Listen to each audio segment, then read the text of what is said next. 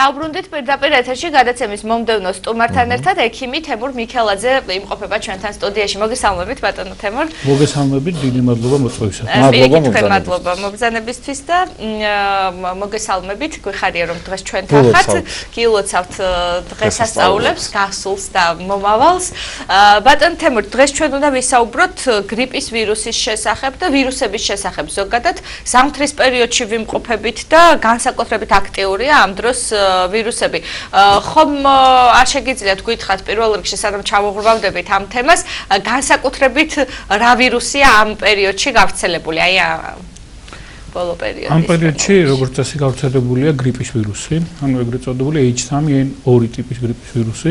ნებისმიერ ვირუსებს ახასიათებს სეზონურობა. თუ ზაფხულში გვაქვს უფრო მეტად ნაწლავთა ვირუსული ინფექციები, შემდეგ მოდის უკვე რესპირაციული ვირუსები, ანუ როგორც არის რინოვირუსული ინფექცია, რომელსაც ახასიათებს უფრო მეტად თუ ფილტვის ქრონიკული ობსტრუქციით არის პაციენტი დაავადებული, ბრონხოსპაზმებით გამწვავება ან ბრონხული ასთმის გამწვავება და ასე შემდეგ. შემდეგ მოდის ეგრეთ წოდებული ადენოვირუსული ინფექციები. ადენოვირუსული ინფექციებისაც უფრო ხშირად დამახასიათებელია მაღალი ცხელება, ყელის ტკივილი, თვალიდან ჩირქოვანი გამონადენი კონjunktივიტები.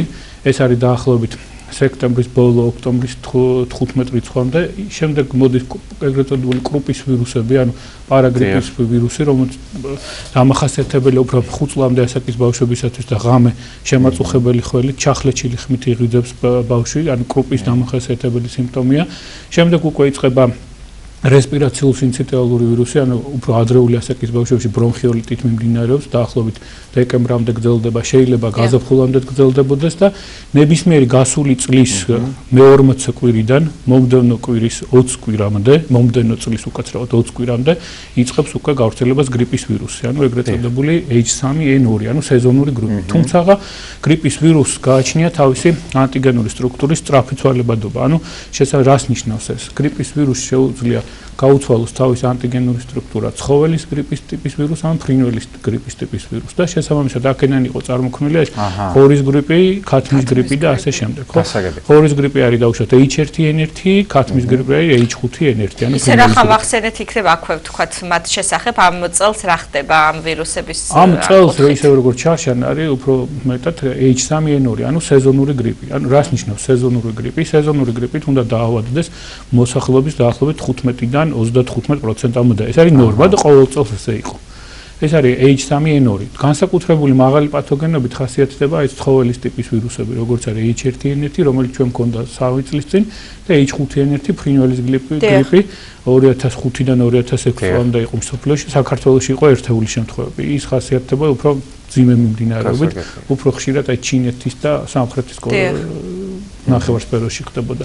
ხოლო ჩრდილოეთის ნახევარსფეროსთვის უფრო მეტად დამახასიათებელია აი ეს H3N2, ანუ უფრო შედარებით მარტივი გრიპის ტიპის ვირუსი, რომელიც ამჟამად არის გავრცელებული. ეს H3N2 ხასიათდება ეპიდემიურობითაც და პანდემიურობითაც, ანუ ამ სიტუაციით დღეს საქართველოში ესეთი განსაკუთრებული ეპიდემია არ გვაქვს. ბატონ თემურ, როგორც წესი განსაკუთრებულად რთულად გადააქვთ ხოლმე მცირეწლოვან ბავშვებს და ასევე მოხუცებულებს, ხო, როგორც ვიცი. და ამ შემთხვევაში ხშირად მე მგონი მშობლებიც ხდებიან ხოლმე, როგორ თქვა, არ ვიცი, ანუ ზედმეტად ჩარევა ხდება, ანუ დაბალი სიცხის შემთხვევაშიც ურჩევნია რომ თავიდანვე მისცეს ანტიბიოტიკი. აი მკურნალობის შესახებ რას გვეტყვით, რამდენად ნორმალურია ის, რომ თითქოს უფრო გაუარესების აცილების მიზნით აი ესეთი ხელოვნური ჩარევა მოხდეს თავიდანვე.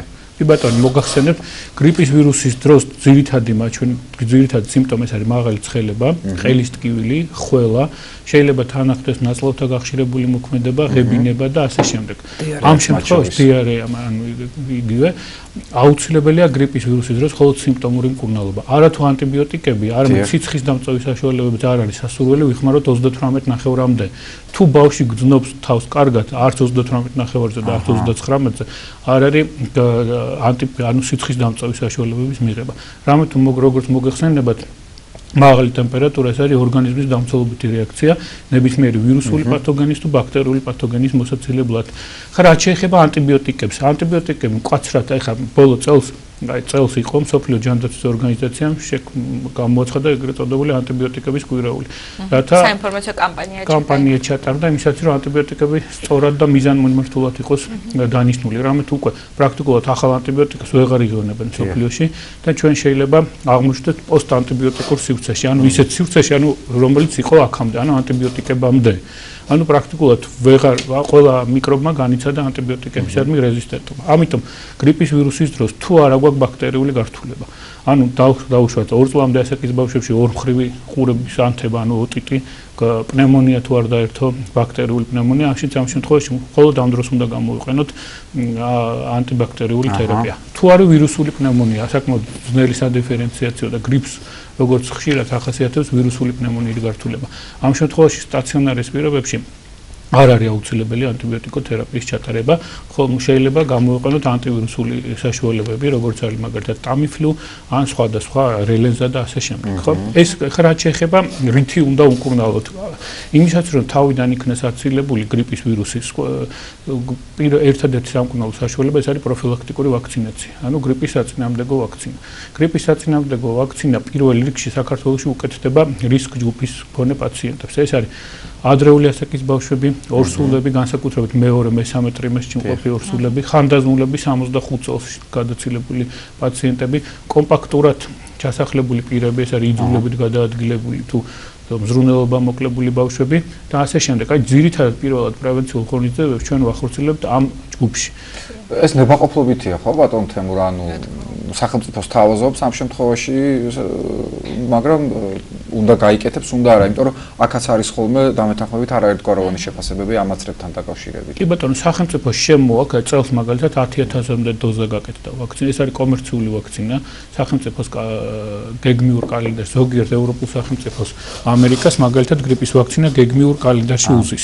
ჩვენ არ გვის, იმიტომ რომ ძვირადღირებული ვაქცინაა, თუმცა სახელმწიფოს აი ამ განსაკუთრებულ რისკ ჯგუფებისთვის უფასოდ შემოაქვს და 10-15000 დოზა ყოველწლიურად კეთდება. ეს არის სამედიცინო პერსონალი, კიდევ ერთხელ ვიმეორებ, 65 წელს გადაცილებული პაციენტები, ადრეული ასაკის ბავშვები, ფილტვის ქრონიკული ობსტრუქციული დაავადებით და მქონე პაციენტები, შაქრიანი დიაბეტით მქონე პაციენტები და ასე შემდეგ. დიალიზზე მყოფი პაციენტები, ქიმიოთერაპიაზე მყოფი პაციენტები, ეს არის აი ესეთი გარკვეული რისკ ჯგუფი, რომელთაც ყველას უკეთდება. გასაგებია. რადგანაც გრიპის ვირუსი ჩვენ გონია რომ რაღაც კატასტროფა გრიპის ვირუსი ყველას გადააქვს ნორმალურად. ხო, აქამდეც გადაქონდათ, თუმცა კიდევ ერთხელ ვიმეორებ, რომ ნებისმიერი დაავადების მიმდინარეობის პერიოდში აუცილებელია პაციენტი მუდმივად იმყოფებოდეს ექიმის მეთვალყურების ქვეშ. ერთხელ ან ორჯერ მთელი ამ 5-6 დღიანი ცხელების პერიოდში, იმიტომ რომ გრიპს 5-6 დღიანი ცხელება ახასიათებს, პაციენტი ვერ ითმეს, მშობელი ვერ ითმეს პირველი, მეორე, მესამე დღეს, მიდის ეს ანტიბიოტიკებს აქამდე მეტნაკლებად თვითნებურად აძლევდნენ.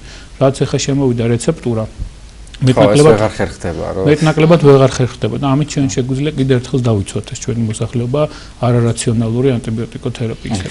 ერთ მნიშვნელოვან მომენტზე მინდა გავამახვილო ყურადღება ბატონო თემურ, აი ჩვენი შინაგანი კულტურა ამ ვირუსებთან დაკავშირებით ესეთი ვირუსი ვრცელდება უფრო თავშეყრის ადგილებში, ხო? ვთქვათ იგივე ბაღებში, სკოლებში, დაწესებულებებში, სადაც ბევრი ადამიანი იყრის თავს, განსაკუთრებით ბავშვები, რომლებიც ვერ ფრთხილობენ ერთმანეთთან კონტაქტის დროს, ხო? აი მშობლების დამოკიდებულება, აი ხშირად მინახავს, რომ ჩემი მეგობრები, რომელთაც შვილები ყავთ, ძალიან ხშირად წუწუნებენ იმის შესახებ, რომ აი მის ჯგუფში, მისი შვილის ჯგუფში დადის ბავშვი, რომელსაც საშინელი ვირუსი აქვს.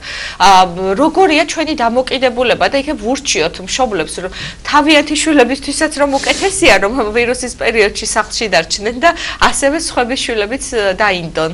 უფრო მეცაც გეტყვი და არის შემთხვევა, როდესაც წამლებს ატანენ მშობლები ბაღებში, სკოლამდელ დაწესებულებში, რამე თუ მათ ეს ბიულეტინი ან რაღაც დეკრეტული შეუძლებები საკმაოდ მოკლე აქვს. უბრალოდ ვერ დაუტოვებენ, ვერ არის. ეს არის სხვადასხვა აგრესია, ალბათ ჩვენი კომერციული აგრესია მშობლებზეც, ამ მშობლებმაც ერთის მხრივ რაქნან. მაგრამ მე ურჩევ, რომ ნებისმიერი ვირუსული ინფექციის პერიოდში მინიმუმ 1 კვირა, 10 დღე მაინც ბავშვი იყოს სახლში. რამე თუ ძირითადად აი ეს პირადი მე მინახია შემთხვევები, როცა ნიღბით გაუშვებენ ხოლმე ჯანმრთელ ბავშვს მშობელი, ხო? ნიღბით ბავშვს არასწორი ხმარება შეიძლება პირიქით უფრო მოიხსნის ბავშვი დადებს მაგიდაზე, გაიკეთებს ისევ ჯიბეში ჩაიდებს, ამოიღებს ისევ, ხო? და მაქსიმალურად ისაც რომ თავიდან ავიცილოთ ჩვენ ეს ვირუსული ინფექციები, აუცილებელია პირადი ჰიგიენური ნორმების დაცვა. ეს არის ხელების ხშირად დაბანა ხელის ან ცემინების დროს არა ხელის გულის, არამედ იდაყვის აფარება, რამე თუ ეს ხელის გული არის ზუსტად ყველაზე ხშირი დამაინფიცირებელი საშუალება ბავშვებისა და დიდი რაოდენობით სითხეების მიღება, ბალანსირებული და ვიტამინებით სავსე სწორი საკვები პროდუქტების მიღება, განსაკუთრებით ხილით დატვირთვა ზამთრის პერიოდში და მაქსიმალურად ხშირად ამ დახურული სივრცეების ანუ იგივე საბავშვოების ანუ განიავება დღეში 3-4 ჯერ მაინც ხო განიავების დროს ბავშვი იქ არ უნდა იმყოფებოდეს ხო უნდა გავიდნენ ეგრეთ წოდებული ორპირი უნდა გაკეთდეს დაახლოებით 2-3 წუთი მერე ისევ შემოვიდნენ კეთილი და არ ახორციელებენ როგორც წესი და იმიტომაც არის როგორც კი დაიწყება სკოლამდელი დაწესებულებში სწავლა სკოლის ეხლა მეტნაკლებად ეხლა მიწყნარდა ეხლა ძირითადად ბავშვები გასულები არიან საზამთრის კურორტებზე ხო? იგივე პროცესი აი მეორე დღის წინ ბაკურიანში ვიყავი და იგივე ხდება ეხა იქ. ხო რა. ყველა ეს ჩაკეტილ სასტუმროებში რაღაც სპორტული სკოლებები და რაღაცა პრაქტიკულად ვირუსული ინფექცია იქ ძლივარებს.